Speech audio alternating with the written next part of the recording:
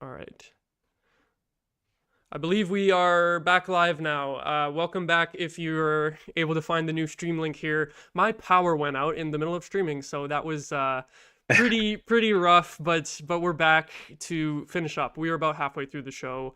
We were talking about the first two Leafs goals that unfortunately went past Linus Ullmark, but we might as well talk about the little bit of happiness that we got tonight in the two Sens goals, because Brady Tkachuk, we spent the first part of the show talking about him. He got such a gigantic goal to get the crowd back into the game and rejuvenate the team and the fan base in the building there.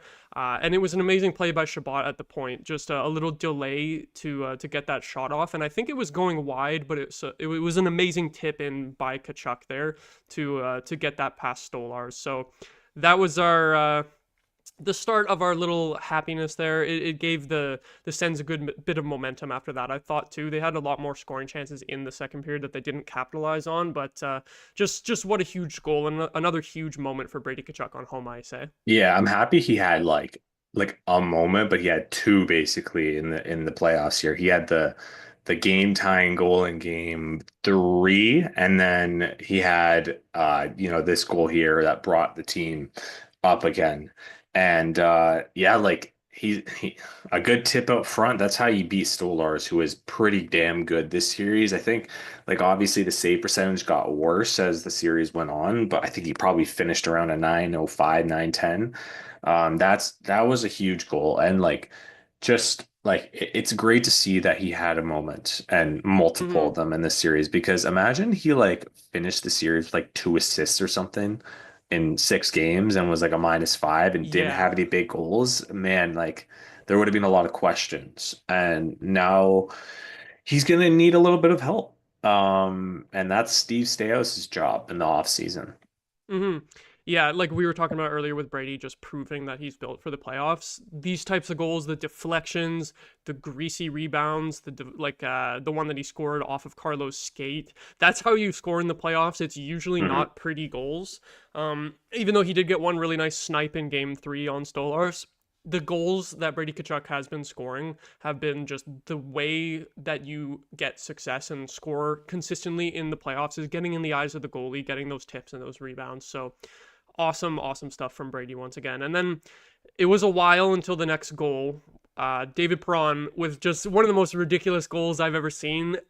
And the funniest part was that it was after such a terrible power play That where was horrible. they didn't even get a shot, and then David Perron pulls the most ridiculous bank shot out of his ass off the back of Stolar's mask and in. I shrieked. Like usually I'm like screaming with excitement, but I was like actually just shocked. Like I sounded like Yeah. I was watching like a horror movie or something, because I was like, how did that go in? I was just so surprised. Funny how two of the oldest players in this series, Pacioretty and David Perron, come up with clutch moments each for their team. So David Perron, a very up and down season for him, but that's two huge goals for him in this series on home ice as well. So It's true.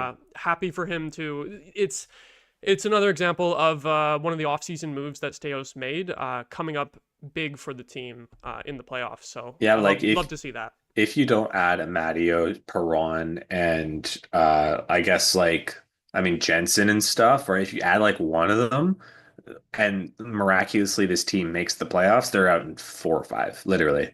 Hmm. Because you need those like Tim Stützle is obviously just go, go, go all the time. And like it's either okay, I'm gonna like do awesome on the ice, or I'm just gonna be really frustrated, right? And he's always gonna give it his all, but sometimes it doesn't work.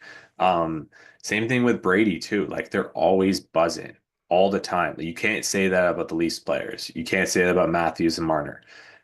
With Perron, it's just he's nice and even, and then like you need a guy like that. That signing was totally worth it just for that moment, because I don't know if like any other player, maybe Batherson, maybe on the roster is going to try that shot. Hmm. Like it didn't seem like that was a play that Perron does all the time in the regular season. You have to find little openings on the ice when you need a goal to tie the game up, and he did it at like the weirdest time too, right? Like the power play sucked, and you just go out the next shift and you find those little holes and you got to just put the puck in. And that's what he does. And that shows the experience. Yeah, I think the fact that the Sens weren't generating anything leading up to that, and the momentum seemed to be swinging the Leafs' way. I think that that's kind of why he tried it. It was like, you know what, we're not Hmm. getting the plays that we want, so let me just do something stupid and hope that it works, pray that it works, and it turned out to be something smart instead of something stupid. It was actually it was perfect. So that was another awesome moment. Again, this team just giving this hope right until the end. Obviously, it was crushed with that Pacioretty goal a few minutes later, but we once again we got to believe, and Hmm. I'm glad we got that goal from Perron. Other than like instead of just losing like 3-1 with an empty netter after that, Yeah. if we didn't score again, it was really satisfying to at least get one more goal there and have a bit of hope that maybe we were gonna Mm. get to OT, even though it didn't happen.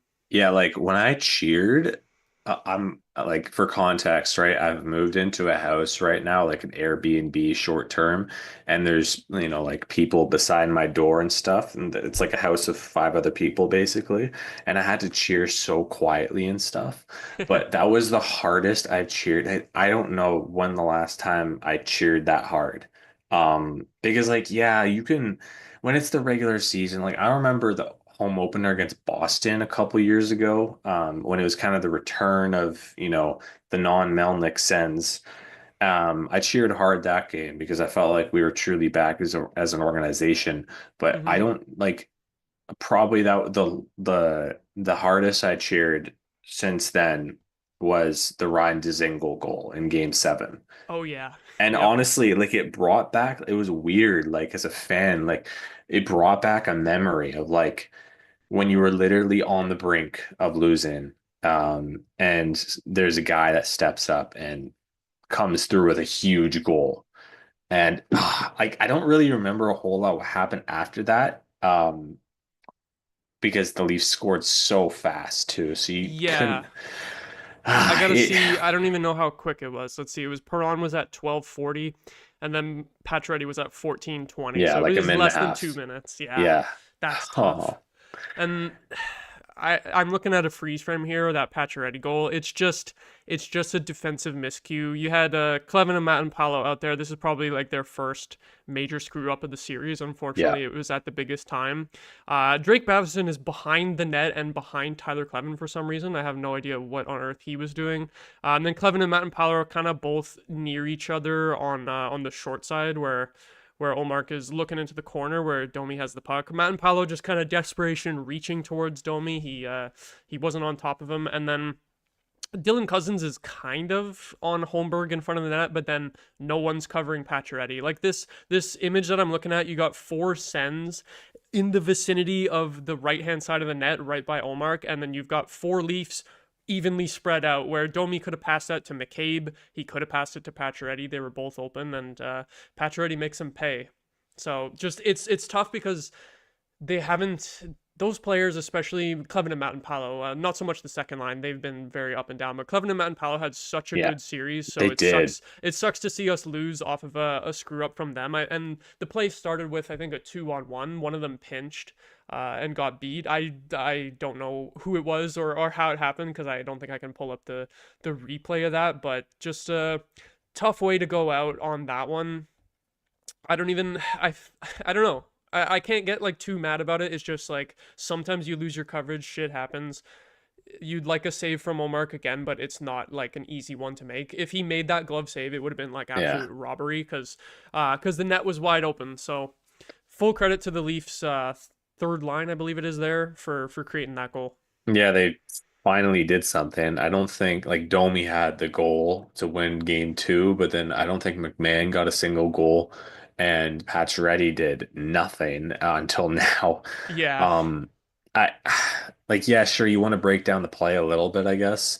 Allmark, I mean, I'm the first person to say, "Hey, can you please make a save?" That one I can't even blame him that much. definitely. That's one of those moments, right, where I feel like if you're a player, like you're absolutely buzzing, like you have so much energy that maybe it throws you off in a weird way, where you're so hungry to go get the puck that maybe two guys go on one guy.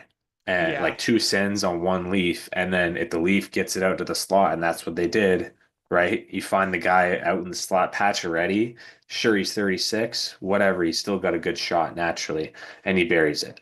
Hmm. So yeah, like sure, bring up the videotape or whatever. I don't know, but I hope that's a sort of learning experience for Batherson and Cousins going into next year because most likely they're both on the team. Cousins will be. Batherson probably. Like I don't think that there's a reason to trade him personally.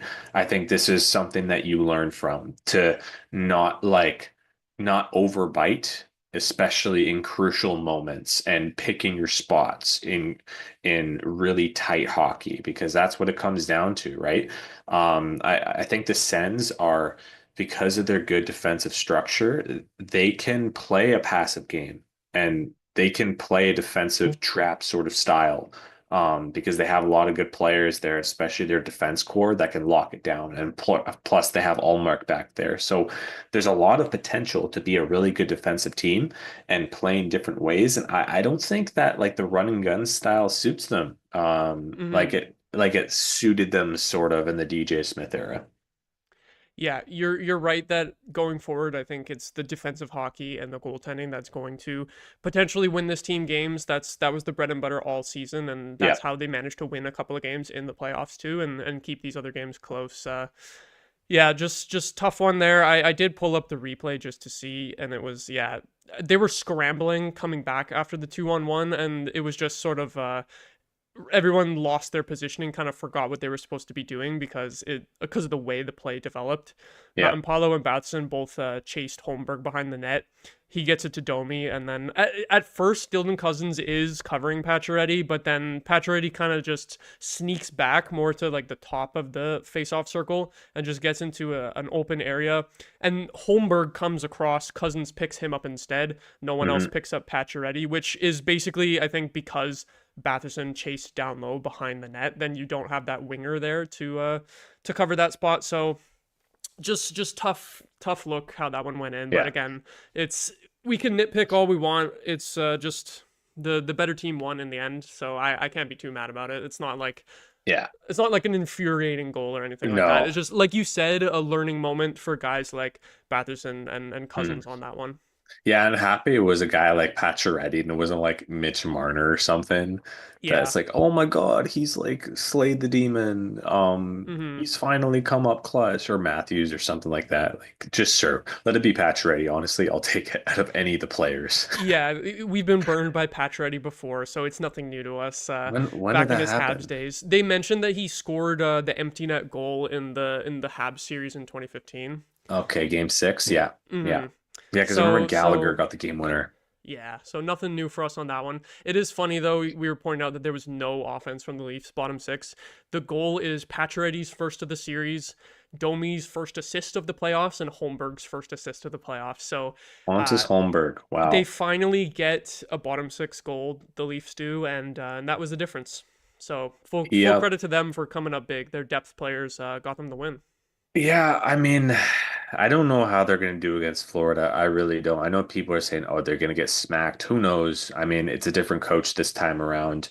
Maybe I think, like, based off of the top right now, I feel like Florida in six, but who knows what happens. I think they're going to be out of, Florida's going to not have Ekblad in the lineup for game one.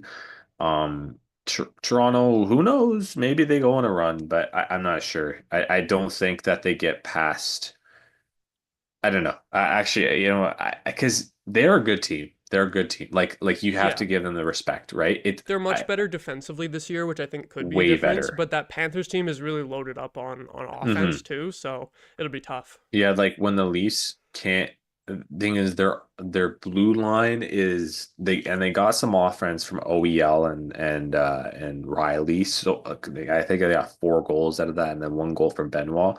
Thing is, though, is like I don't feel super confident on the mobility of that decor, and it is a different game when it comes to the playoffs. But like having Carlo and Tanev, like you can't ask for two better defensive defensemen in the league, really. Hmm. Like, yes, Yeah. sure, they're kind of like invisible when it comes to offense, but in terms of like good defensive defensemen that like like fans don't even really complain about, those are two of them. Hmm. They've made their mark in this league by being good, rangy players out in front of the net who do really good jobs in tight spaces. And when the game tightens up in the playoffs like it does, those are guys that you want. Now that said, the Leafs aren't a very good team at creating their own offense 5v5. You saw that in this series, right? Like the power play, they had to rely on that heavily, uh, and it helps them. Like it ended up being the difference, honestly, right? Because you think the Matthews goal, like the Leafs score on the power play this game, the Sens don't. We go 0 for 2, they go 1 for 1. That's the game, right? The goaltending was pretty even, I guess. Like Allmark didn't do great. But that's something he's going to be on this team next year, right? And he's going to have Hmm. four more opportunities to do in the playoffs if the Sens make it, obviously next year. So, I hope that Linus can be the guy to lead us because, there's not many other goaltenders out there that are up to his level. Yeah, totally agree. In the end, it was special teams that were the difference in this series, and like you mentioned as well, the acquisitions of Tanev and Carlo are just huge. Like obviously the Leafs Massive. got their production on the power play, and obviously the faceoffs were huge this series too. But I think that if the Leafs didn't have Tanev and didn't get Carlo at the deadline, if they had like the same decor they had last year, they still could have won the division. But if they didn't have those two guys, the Sens could have won the series like Yeah. way easier. Like those guys Uh-huh. are so crucial. So credit to the Leafs for getting the right pieces that they need to win some playoff hockey defensively. Yeah, like you go back to last year, right? And what they added the deadline, they added depth guys. They added Ilya Labushkin. They added who granted is doing well in Dallas, but they added Labushkin, Joel Edmondson, and I feel like there was another defenseman in there, but they added like third pair guys. You Mm-hmm. added two like top four defensemen who are like not washed at all. And you have them under control for the next, I think, 2 years Carlo has left. That Carlo ad is tough because Boston didn't even need to give him up too. Yeah, fuck the Bruins for making that My trade to the God. Leafs and just why did you trade him to a division I rival? Why did know. you do that? I That's know. You that's didn't need to brutal. do that. Like, Yeah, they like didn't need to do that to us. He still had term, but I guess they wanted to get assets for him, a higher price while he still had term on his deal. Yeah, I mean, on the plus side, I guess that helps us against the Bruins next year, because who are you sticking in that top four on the right side? But Mm-hmm. whatever, we'll get into that in the off season.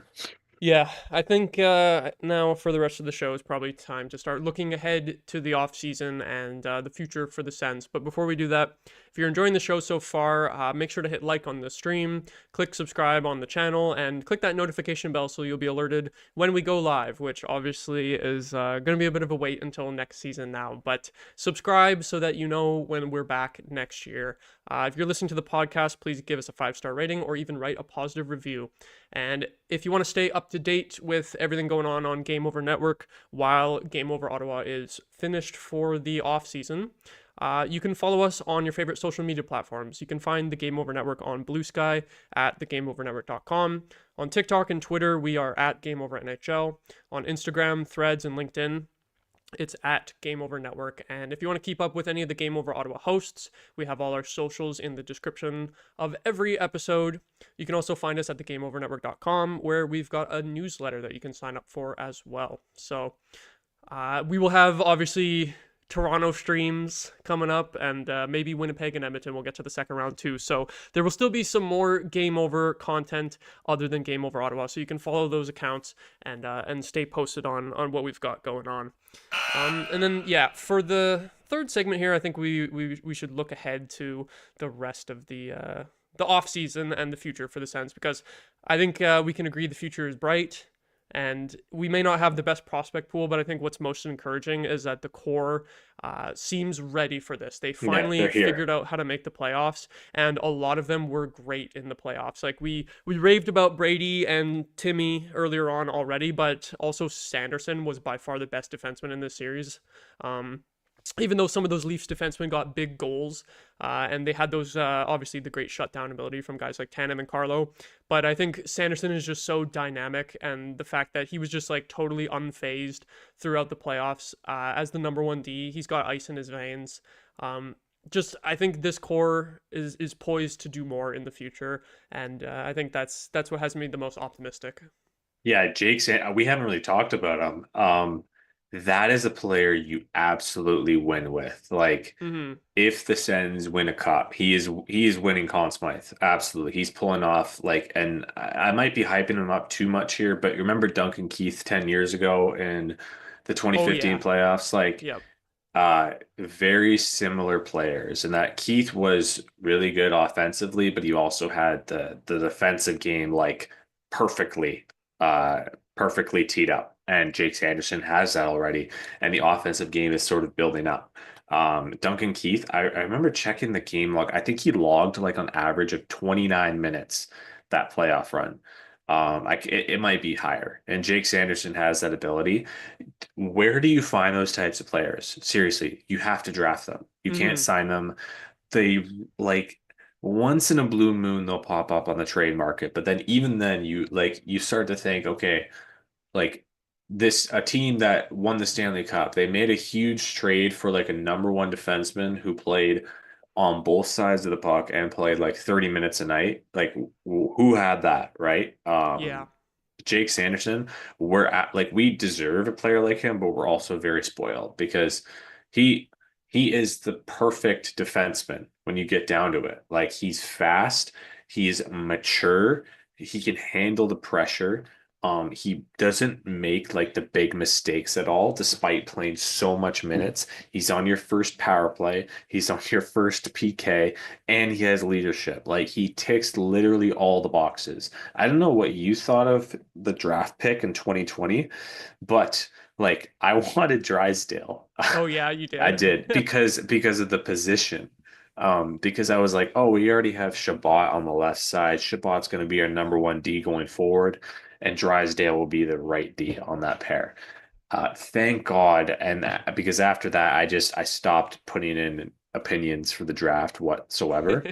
Yeah, Jake it's Sanderson, crazy how like, that draft turned out because we all wanted first overall, and you end up at mhm, third and fifth, and you probably get the two best players in the draft regardless. yeah, At least out of those top three, like both of our guys clearly ahead of Lafreniere and Byfield, I would say. Though Byfield is pretty good for the Kings. Lafreniere not so much this year. But yeah, Jake Sanderson. I back at the draft, like I had a feeling that the Sens were gonna pick him because the scouting staff at that time gave me the vibes of like, oh, they will go for like the more safe player and not necessarily like the yeah, offensive dynamos. and he And was a safe player. obviously Drysdale was seen as the like pure offensive defenseman, and that hasn't really translated for him at the NHL level. They went with the more complete player in Jake Sanderson, who has that all around game, and it's just amazing how he's developed too. Because like his rookie season, he was pretty much just all defensive ability. He didn't have much of a shot, and he would get assists sometimes, but not a lot of points recorded in his rookie season. But then he's turned into the number one power play quarterback, and he's actually got a great shot now. So it's just amazing to see this guy can do it all. Like obviously Eric Carlson is like the best player this franchise has ever had, but specifically talking Yeah, about defensemen, Jake Sanderson is probably the best all-around defenseman. Carlson like having the most impact in terms of the point scoring and those Norris trophies and some pretty good playoff success with him too. But again, in terms of the all-around game, Jake Sanderson is probably the best since like Wade Redden or yeah, Zdeno Chara back in the no, day. Like you got to go back far. yeah. Uh, Redden doesn't even compare to Sanderson. Like, I'm sorry, I never watched him, obviously, yeah. but like you look at the stats and stuff, and I think the best season that Redden had was 50 points in 65 games. Like he Mhm. hit 50 points once, I believe, in And his that entire was probably career. in the pizza line year too. Yeah, So yeah, like they were everyone's gonna stacked. get points. If you're Yeah. playing like 25 minutes a night with the pizza line, it's easy Oh, points. yeah. Yeah, literally. Sanderson would have had 70 that year. Whereas Sanderson is playing with a relatively low scoring team this Mhm, year in terms of the playoff teams, I'd have to look at it, but we probably rank like lower in terms of the 16 playoff teams in actual goals scored. And mhm. Sanderson was still like top 3 or 4 on the team in points. He's just he generates so much for this team while being a stud defensively. I think he has Norris votes in his future. He will. He will, yeah. And The beautiful thing here is that you have a window here for at least two of your bright stars that you got from the 2020 draft. Tim Stützle has 6 years left at $8 million, and Jake Sanderson has 7 more years left at $8 million. There is a massive window that, with the cap going up too, those contracts are going to be dirt cheap. Yes, Like their 100%. worth in like 2 years from now is going to be like 10 and a half, $11 million Mm-hmm. probably. And that's being generous too with how, because they're stepping into their prime now, those two players. And you're talking about two top five draft picks in a good draft too. Like the 2020 draft had a lot of depth. There wasn't a Mm-hmm. ton of busts in there. Like you think of like Holtz, maybe Drysdale, like Rossi, Perfetti, they've come around. There's a lot of really good players from that draft. And we got two of the best ones. And they're 23 or younger. Mm-hmm. Uh yeah, The it's good. contracts was the next thing I wanted to bring up, so I'm glad you mentioned that. Like Shout out Dorian. with the cap going up, even though Dorian was not able to build a playoff team as general manager of the Ottawa Senators, the contracts that he signed his core players to is like probably going to be one of the most crucial things Perfect. for the Yep. future of this team. Because yeah, with the cap going up, the percentages are going to be just absolutely beautiful. It's going to create so much more cap room to surround these guys with more high end talent. Because Stusla, 4 more years, I think. Actually, this goes No, he has farther off. six. He Yeah, has it six goes so left. far. It's not even. It's too much to show on my screen. So 6 more years at 8.3. He's already like a $10 million plus player, I think. Obviously, he's not putting up the points that he did 2 seasons ago, but his all-around game has improved so much. 3 more years of Brady at just over 8 million. That's an absolute steal. We'll see how much he ends up getting paid on his next contract. That's going to be huge. And Dylan Cousins, a new part of the core. $7 million for I think 5 or 6 more years as well. It goes off the screen as well. So that's not a that's not a Dorian acquisition. That's one of Dorian's core players in Josh Norris being flipped for Dylan Cousins. So Steve Steo's putting his little stamp on the core there too. $7 million I think is going to become like the average going rate for a quality second line center. So like right Yeah. now it feels a little rich for Dylan Cousins, but I think going forward as the cap goes up, that's going to age very well if he continues to be like a 50-point second line center.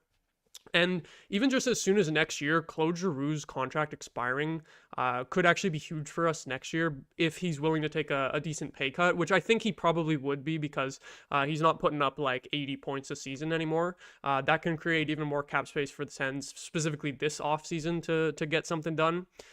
Which is awesome too. And I'm just kind of going down the list here. 2 more years of Batherson at 5 million. Uh, It's a great contract. Great value, and obviously the Sanderson contract as well. 8 million dollars for a defenseman who's going to get Norris votes, just amazing. And Shabbat as well. Sometimes I feel like the 8 million is too high for him, but again with the cap going up, that's the greatest thing is the cap is going to go up, and we don't need to give Hmm. anyone a huge raise at any time in the next 2 years. Like the soonest thing is like Shane Pinto RFA after one more season and Batherson UFA after 2 more seasons. Other than that, the only contracts this team needs to sign with the current players they have is just depth guys. Yeah, So literally. Yeah, like that's the biggest. Zetterlund, like, but then Zetterlund's value is at an all-time low. I would approach Shane Pinto on July 1st and be like, hey, you want a 6 year deal at $5 Yeah, million? dollars? definitely Like, sign let's do Pinto it. long term. And I Like, don't care if he's making like above average third line center money, do it. mm-hmm. He's Yeah, so valuable. before the season, before he signed his contract, it was like a bit of a debate whether he should be signed to a bridge deal or long Hmm. term. And a lot of people were saying like, "Oh yeah, sign him long term, like 6 million plus, just do it, just spend all our cap space on him." I'm glad they didn't because we were able Hmm. to use a bit of our cap space to shore up the depth this year and like bring in a couple guys at the deadline. They had a little bit of cap flexibility to get Zetterlund in there. But Pinto proved his worth to this team as like the perfect third line center and a guy who Hmm. can step up into the top six if needed. So I totally agree. Get that man signed long term as soon as possible. Like, you can do it as soon as July 1st. Get him to an extension. Just as many years as he wants. Sign him like anywhere between 4 to 6 million, and I think that's going to age very well as the cap goes up. Like I was saying, 7 million for Dylan Cousins as a second line center. I think if you just get Pinto anywhere below that, it's going to be pretty good as Yeah. the cap goes up.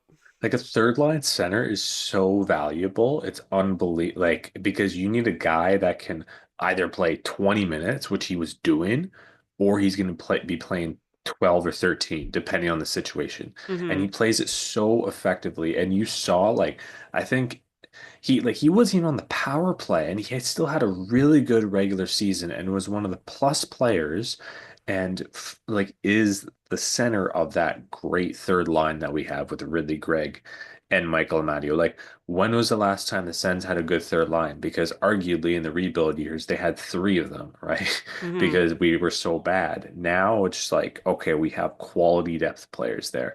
And Ridley Gregg and Shane Pinto, they got to be a duo, like going into like the Yes. foreseeable future. And it's a good thing that they locked up Gregg at a low value too. Yeah, the timing on Greg's extension was amazing. 4 more years, Hmm. 3.25. That's That's just it. gonna, yeah. Yeah, that's good. That's That's good. like in 3 years, 3 million might be fourth liner money. Like you never Literally. know Yep. with how much is Yep. projected to go up. So that's awesome.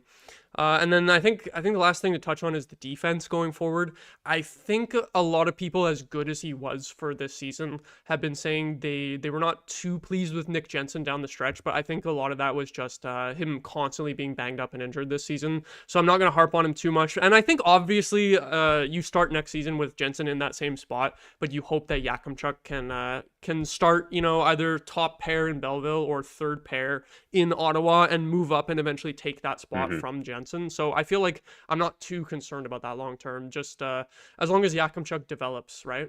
Yeah, I would say I would. Okay, like people are saying, okay, Jensen to the third pair, Yakimchuk to the second. I wouldn't do that. I would stick Yak in the AHL for a year. Yeah, I think he Um, will start there unless he has another amazing regular season yeah, or preseason. preseason, yeah, like give him the 9 game stint at least. But if I'm Steve Stais, like I'm hunting this offseason. I'm seeing who's available. I don't care who it is, just to see the market first of all, because you have the goaltend, you have the starter right there, right? I don't know what they do with the backup, but a backup goaltender is easy to find. You have Shabbat and Sanderson locked up on the left side. And I know that Shabbat is a little bit overpaid, sure, but you need him. And you saw like, because if he goes down with an injury, you have Clevin back there, but you don't know if Clevin can handle a top four role full time just yet. Hmm. Let's like he has what like 100 games of NHL experience. That's not a ton. Um, so if you can find a right shot defenseman, go out and do it. Because Matt and Paolo is not bad, but it doesn't hurt to have a little bit of a different feel to that third pair because I Yeah. felt like at times they struggled a little bit with the pace sometimes, just sometimes, and the mobility part. Hmm. Yeah, like you said, start Yakimchuk off slow in Belleville. Hmm. Matt and Paolo, yeah, he was great down the stretch. I really like him, but probably he's ideally a seventh D. It's just that Travis Hamonic was the guy in front of him, and Yeah. they couldn't justify doing that any longer. So eventually, Matt and Paolo took over, and I do think he was really good.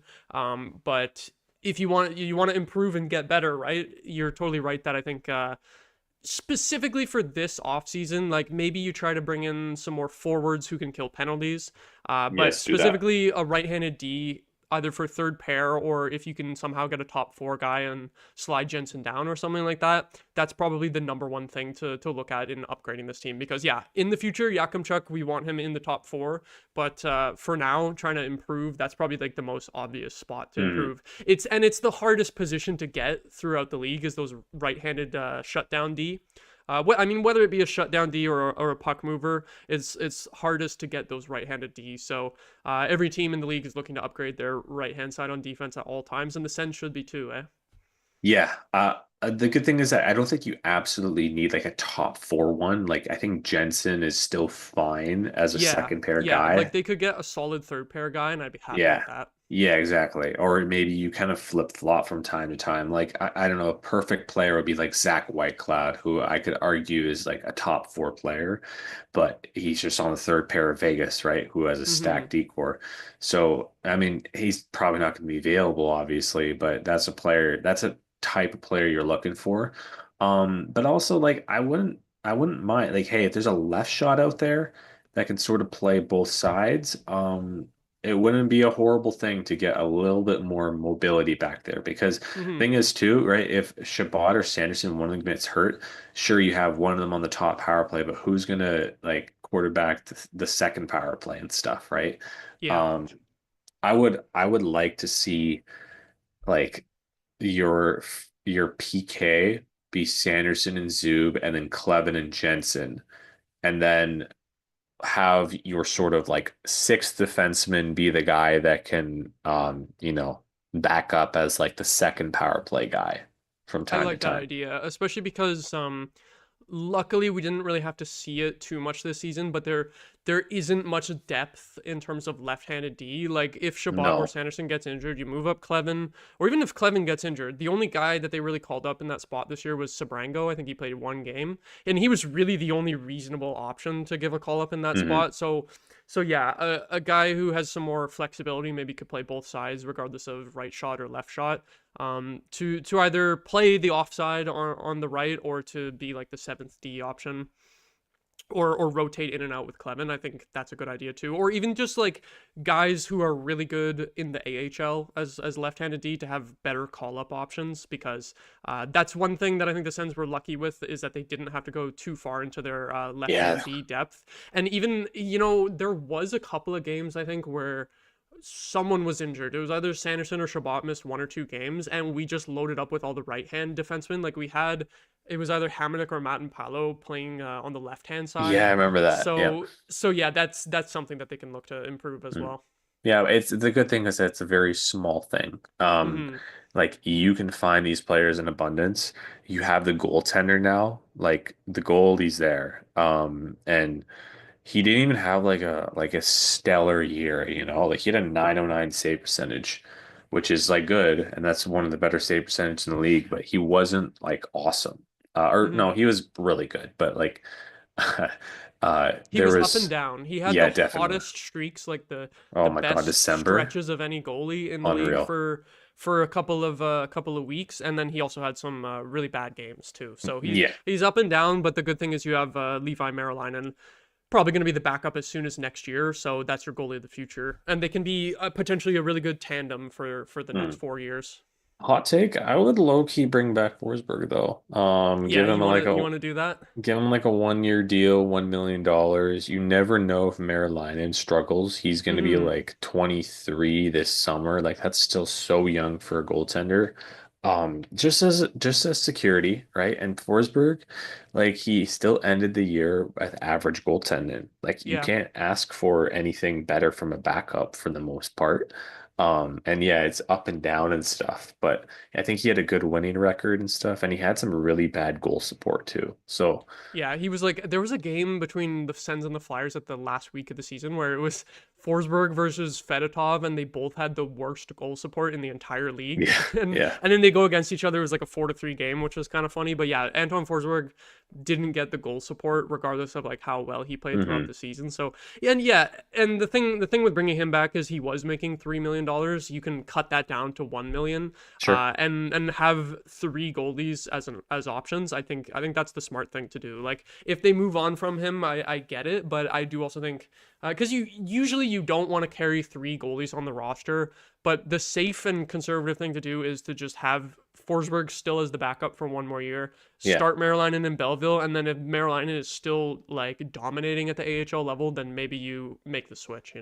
Remember, remember Matt Sogard has a one-way contract next Oh year too. God, I mean, whatever. I don't think that he, we're not in the Melnick years, mm, so they're not going to they keep him in the NHL. yeah, they might just look to trade that, see if another team wants to take a chance Maybe. on him. I don't know. I think honestly, you just hope that he just goes back to Belleville, figures it out, and like that's a player you just keep in the system for a couple years, and because he's 6'8" or whatever, like he's gonna be good at like 27 when like Hmm. Ben Bishop was, right? Yeah, I Um, guess it just depends if they want to get rid of the money or not. But like you said, it's not the Melnick years anymore, so no. they can handle a one-way deal in the minors. Yeah, I would probably assume they're giving Levy like a 2-year deal. The first year is a two-way, and then the second year is one way.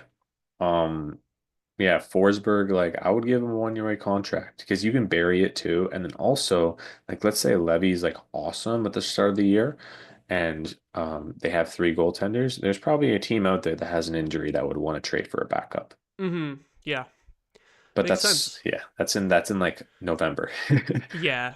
But yeah, to just to recap this segment, I think into the offseason, look for a right-handed D, either second or hmm third pair. Look for some more penalty killers on to fill up the bottom six with. You could try to get an upgrade for the top six, but that would be pretty hard to pull off, I think. It would have to be like a either a player for player trade, like if you swap Batherson for like more of a goal scorer, or trying to go for a big fish free agent, which we know that those type of players usually aren't gravitating towards Ottawa. So like They I just might I won't even. like Maybe they will after finally yeah. having a good season. Maybe they'll see how the city showed up for the team in the playoffs, and they'll be like, "Hey, this team's on the rise." I mean, hmm that's how Olmark felt when we were able to extend him before the season. Is like this team is on the upswing. So sometimes we can get a few free agents, I guess. Yeah, I think you have some money too. I haven't looked into it yet, but you only have to sign like you Giroux maximum. Like he's making 4.5, maybe, Mm-hmm. maybe five. Like I will give him a 2-year deal at like four, and hey, maybe he like takes a huge cut. Who knows? But I would bring back Giroux. If he leaves, I won't hold anything against him Yeah, whatsoever. I wouldn't Thank blame you. him if he wants the cup chase. You Yeah. can't blame him. But then also like he just has his third kid. Um and like yeah, like his wife is from here, I think.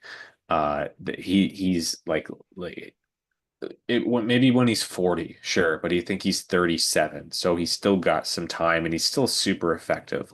Mm-hmm. Sure, he's not fast and he's not a first power play guy, but he's still really good. Unfortunately, Perron makes $4 million next year, which is a little bit tough, but I think you keep him in a scoring depth role. You do that. You already have a solid third line in Amadio Perron or Amadio Pinto and Greg. I would bring back Gaudette. Um, Yeah, surprisingly, I agree. yeah, like maybe don't chuck him on the fourth line right away. See who like add a Mm-hmm. Nico Sturm, like a defensive Yeah. fourth line center, something like that. Cousins, if he's not brought back, it's not the end of the world. That's a spot where maybe you could get a penalty killer instead, Yeah, because yeah, they because never he used anyone wasn't, there. yeah, and he wasn't a center, and he didn't do a whole. Honestly, he was kind of invisible in the playoffs. He had some really good stretches in the regular season, but yeah, Mhm. tough injury to come back from. I think so. Yeah. Zetterland, if there's a trade there, I might do it. Like, I know a lot of people like him. He is good, but and obviously I'd be willing to like hear him out next year and stuff. But if there's a trade there, I wouldn't be super opposed. Yeah, Seriously. yeah. It's like we all really like him. I like his hustle and his effort, but Yeah. at a certain point, the offense just wasn't there. So I like him as a long term piece, and maybe because the offense wasn't really there, you can sign him to a cheaper contract. But hmm like you said, if they do flip him elsewhere, I wouldn't have a huge issue with that, just because we didn't get like the production that we expected. Yeah, honestly, as well too, like yeah, they might try and go hunt for top six players this year because Giroux, like you don't know how good he's gonna be Yeah, next year. that's the one thing I'm thinking is maybe Zetterlund is the guy who could step up and replace Giroux. If not, like if Giroux isn't able to be a top six forward next season, it's basically Zetterlund or bust. So hmm you either go with him as the backup plan for that, or like you said, you try to add someone. Yeah. I mean, the key is that you have kind of like duos where you have Timmy and Brady on the first line, you have Cousins and Batherson on the second, and then you have Pinto and Greg on the third. Like those are like quality players like in their position and their slots, right? So it's just kind of putting the pieces in the right slots and stuff. And Zetterlund, like I don't know where he fits because like he kind of strikes me as a guy that might actually get dealt this summer. It was kind of a risky play by Steos because Zetterlund wasn't on the block and it was a last minute deal and they tried it out. And honestly, he's an effective bottom six player because he's like a shift winner, but he doesn't kill penalties. And I think he would maybe do better in a different team. But I'm also not like, oh, don't bring him back, he's also an RFA this offseason, so you have him under control. Yeah. Lots of options for the Sens Hmm. heading into the offseason. I think we'll throw it to the chat now before we wrap it up. Unfortunately, because the stream crashed, I can't go back and see the previous chat comments from the first half of the show because YouTube sucks and it takes like hours to regenerate the chat replay, but we've got some comments here on the second stream. Luna says, good series, a great battle, go Leafs go. Sens looked great though. Rami saying, future is bright in Ottawa, great series and battle. I think that's just, it's nice to see that sentiment from opposing teams fans, is that they are like, we scared them, we gave them a Hmm. run for their money, and it's not like just them dunking on us after the Yeah. series. Like, it could have been with a sweep. So I think it's nice to see those sentiments. Hmm. Yep. Yeah, like some Leafs fans can be brutal, but there's so many of them out there that brutal too. I've Warning, seen some accounts there incoming out game there that are over. just, it's like, okay, calm down, please. Like Mm-hmm. it's not that serious. So yeah, shout out you guys in the chat for the Leafs fans. It's when you move to Toronto, you're supposed to you kind of feel for them in a way, but I'm not gonna say too much about that really. Yeah. Adam Firebear, amazing to see Ottawa take this huge step forward. Totally agree. Shingoku, you could try to sign a guy like Alex Lyon to a two-way contract as insurance. Yeah, like maybe if Forsberg is able to get like a backup role for more money somewhere else, that could be Hmm. an option where it's a guy who's kind of like Yep. on the fringe, who could be like a third goalie. That's a Yep. good shout out as well. Cody Hamilton, Leafs fan here. Hell of a game, boys. You guys have a very bright future. Looking forward to seeing you guys again. Yeah, like this playoff series, obviously the Leafs were the favorites, but the Sens Hmm. gave them a run for their money, and I think going forward, it's going to be fun seeing many more matchups potentially. The way that the NHL's divisions are set up, we could have a lot more Battle of Ontario's in our future, and maybe we'll be able to win one eventually. That's what you got to do next year. Hmm. Like next year, because it's kind of linear, right? That's the expectation usually. This team has to win a round next year. Because how many cracks are you gonna have with Brady Tkachuk? Because yes, he loves Ottawa and he is the face of the franchise, but he has 3 years on his contract. And until I think it would be the summer of 2027, that's when the speculation maybe starts to trickle in, unless he signs a long-term deal right away. Then it's all good, right? But you always have that in the back of your mind. Um, Yeah, that's a bit of the current window, is those next three mhm, seasons, but because that's the biggest raise that you have to give out for a yeah. while. Like we said, with all those other guys locked up, 3 more years of Brady at his current deal to turn yourself into a contender and Mhm. hopefully win some playoff rounds in the future. I think I'm about ready to wrap it up. How about you, Damien? Any last thoughts? Yeah, it was just like if I had to give this season a rating, it was like an A minus. Mm-hmm. W- like if you just go back to what November was like, oh my Lord, like Yeah, we it were could have been done. so much worse. The It fact it that could have we been. got to the playoffs, like Hmm. there was a couple times where it looked like we were cooked. Hmm. Yeah. And I'm just so happy that like the fan base is back and they're loud and they're proud of the team. Like, because you go back to like 2023, there was a little bit of a glimmer there, but it was just like it was kind of delusional hope that we were going to make the playoffs. Mm-hmm. Now the team's in it. They've made a statement in the playoffs.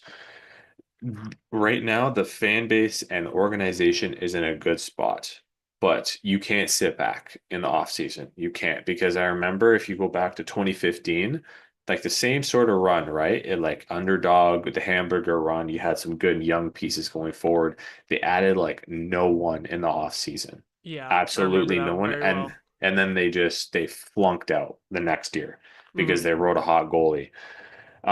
But there you got to add this off season, but it's great to see that like this is a respected organization now. Sure, we're not going to be signing guys left and right because of our location and all that stuff, and we haven't won a cup. But like and I'm not even just saying this, right? Like this is the most confident I've been in the organization since like I don't know, like 2017, I guess, but even then it was sort of so-so, right? So, I'm just very happy that like Michael Andlauer is our owner and Steve Stais is our general manager, like, and Travis Green, great job this year in instilling this team to become winners, right? That's what we need is to get these core players in the right mindset. And they did that, and it was consistent. Like, there was no, you think of like the weird things that happened this year. The weirdest thing was the Quebec City thing that happened when they had the two preseason games announced in Quebec. And that's Um, something that if it happened under Melnick, we would be freaking out. But mhm. there was a bit of a response to it, but in the end, like I already forgot about that until you mentioned it, Exactly. right? So Yeah.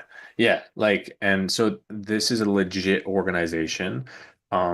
I remember like in past years, yeah, sure, we're an NHL team, but we weren't a competitive NHL team. Like you think of like the Carolinas and out there, like those are from the top down. They're just so well structured. Everyone's so bought in. And that's what the Sens are now. It's not a bunch of guys that you hope that maybe it mixes.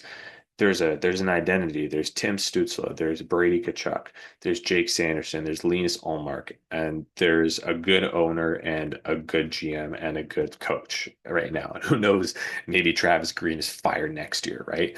But there's still like a legit feel with this organization. hmm. So I'm like, yeah, sure, it sucks that we lost tonight, but um it it should be upwards from here. It should be, you know? Totally agree with all of that. I think uh, moving forward, they got to add some pieces this offseason to make sure that you get back to the playoffs next season. And like you said, just turn into one of those teams that's competitive every single Hmm. year, regardless of who's on the roster, like teams like Carolina and stuff like that. So I think that's gonna be huge going forward. Uh, yeah, I think your ending words there is a pretty good note to leave it on. I think I'm all out of gas for tonight. So that'll do it for the season for Game Over Ottawa. Thank you everyone for tuning in all season. Thanks for interacting in the chat. Um, we hope to be back next season, and we've still got some more Game Over playoff streams on the other markets too, so you can go check those out as well. Keep supporting Game Over Network. Leave a like on this video if you enjoyed. Subscribe if you are not already. Rate us 5 stars on your favorite podcast platform. And have a good night, everybody.